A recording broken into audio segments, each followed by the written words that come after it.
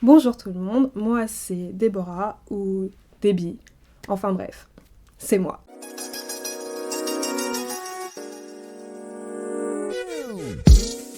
Aujourd'hui, on se retrouve pour parler d'un livre que j'ai également reçu dans le cadre d'un projet avec Librinova. Librinova, je vous en avais déjà parlé dans une précédente vidéo pour vous présenter un recueil de contes. Je vous mettrai le lien quelque part par là. Et aujourd'hui, je vais vous présenter quelque chose de totalement différent du recueil de contes. Je sais que moi, c'est un sujet dont je parle souvent avec mes amis.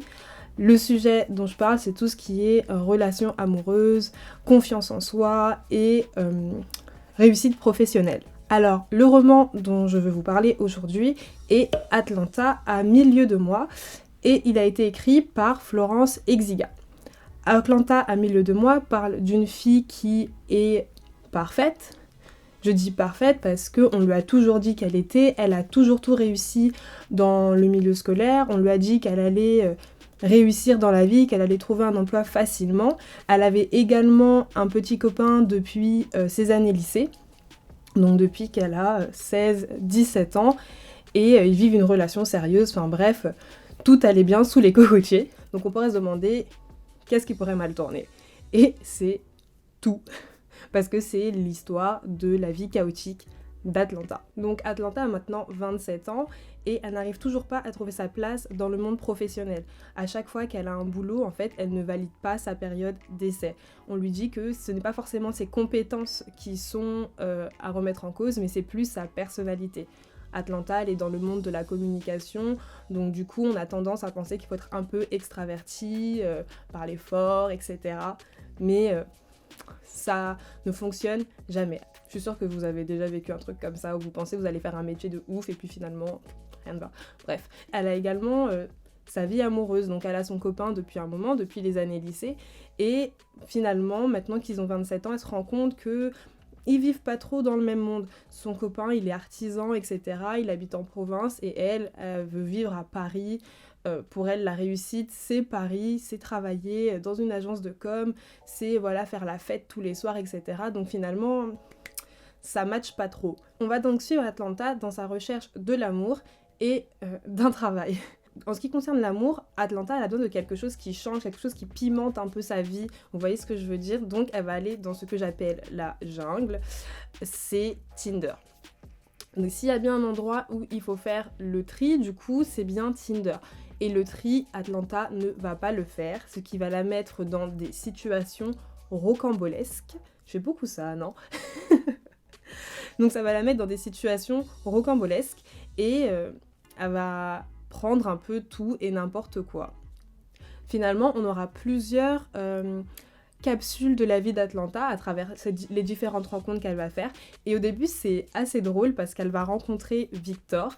Victor qui est vraiment l'archétype du Parisien sur Tinder. Je m'explique un peu.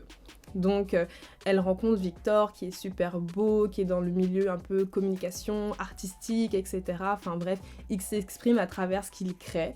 Donc, ils vont se rencontrer. Et là, le premier truc qu'il lui dit, c'est est-ce que je corresponds bien à tes attentes physiquement, etc. Et Atlanta, elle a jamais vécu ça. Enfin, elle a jamais été dans ce genre de situation. Et elle va être un peu, oui, enfin, t'es mignon, quoi. Et sachant que lui, juste avant, il s'était pas du tout caché pour lui dire, ouais, non, mais tu ressembles pas du tout à tes photos, c'est beaucoup mieux, etc. Donc ça peut être flatteur en soi, parce qu'il lui dit pas qu'elle est moche. Mais c'est un peu gênant quand on n'a jamais été dans ce genre de situation, tu rencontres quelqu'un, tu penses que c'est pour, je sais pas, découvrir la personne, parler un petit peu avec elle, et elle, tout de suite, elle met ça sur le plan du physique. Donc ça donne un peu le mood de leur rencontre. Et Victor, voilà, il parle un peu franglais, etc. C'est le gars cool, il aime se faire voir, il aime parler de lui, etc. Et à un moment, il va lui parler qu'anglais. Donc, elle va pas comprendre, elle va penser qu'il rigole un peu. Et non, en fait, il va lui faire passer un entretien en anglais.